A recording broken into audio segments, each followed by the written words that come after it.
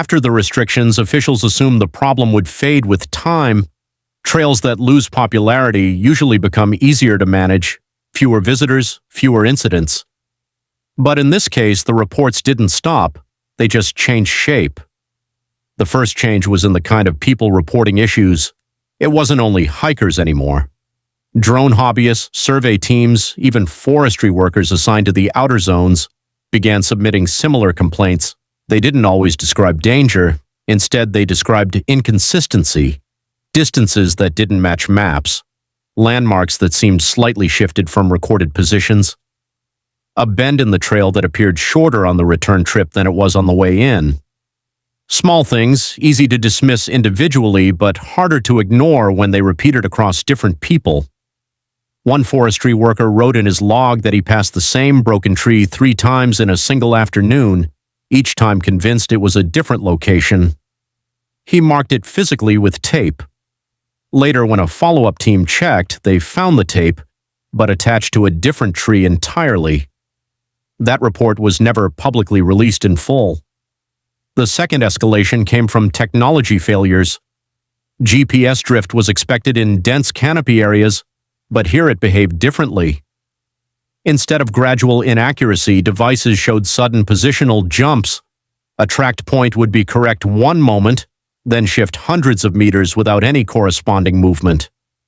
Even more concerning was how often devices disagreed with each other. 2 phones in the same group would show different directions for the same waypoint. One would insist they were heading toward the exit. The other would show they were turning deeper into the restricted zone.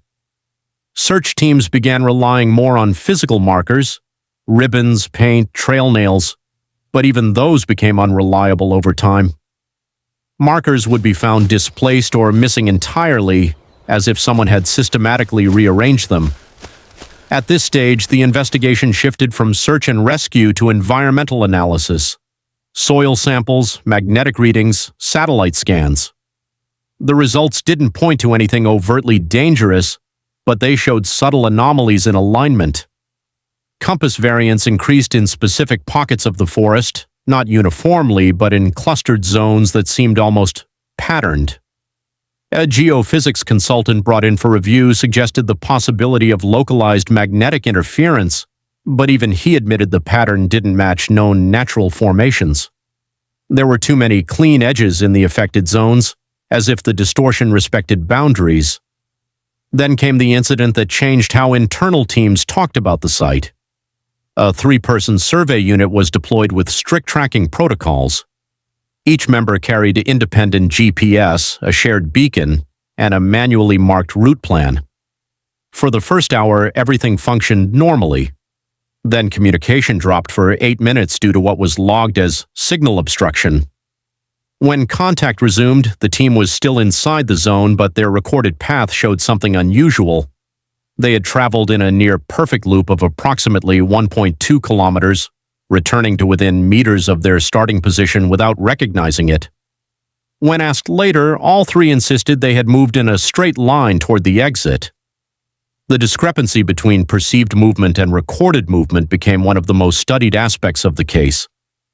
After that, authorities implemented stricter controls. Entry required authorization, escorts, and time-limited exposure windows. But the most important change was unspoken. Experienced personnel began refusing assignments to the inner zones.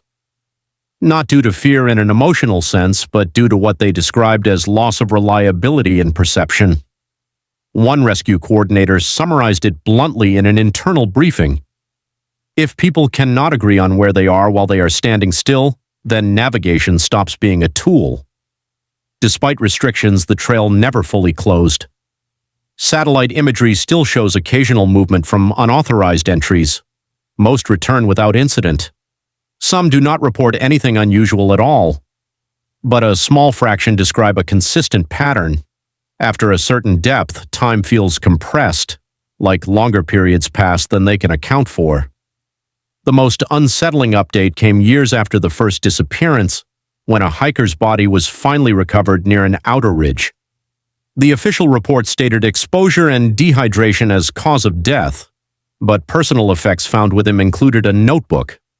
Most of it was weather-damaged and unreadable, but one page was intact. It contained repeated lines, written with increasing pressure. I already passed this tree. I already passed this tree. I already passed this tree. And beneath it, a final line written differently, as if added later. I think it only feels like I am moving forward,